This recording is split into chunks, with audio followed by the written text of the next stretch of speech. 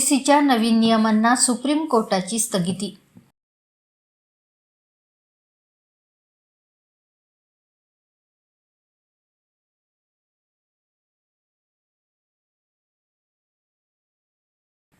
विद्यापीठ अनुदान आयोगाच्या यूजीसीच्या वतीने लागू करण्यात आलेल्या नव्या भेदभावविरोधी नियमांना सर्वोच्च न्यायालयाने गुरुवारी स्थगिती दिली।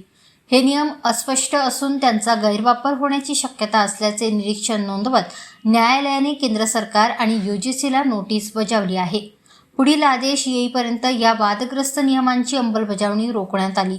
तसेच 2012 चे नियम पुढील आदेशापर्यंत लागू राहणार आहेत। उच्च शिक्षण संस्थांमध्ये जातीय भेदभाव रोखण्यासाठी आणि समावेशकतेला चालना देण्यासाठी यूजीसीने याच महिन्यात नवीन नियमावली जारी केली होती। या नियमानुसार सर्व उच्च शिक्षण संस्थांमध्ये भेदभाव विरोधी तक्रारीचे निवारण करण्यासाठी समता समिती स्थापन करणे अनिवार्य करण्यात आले होते।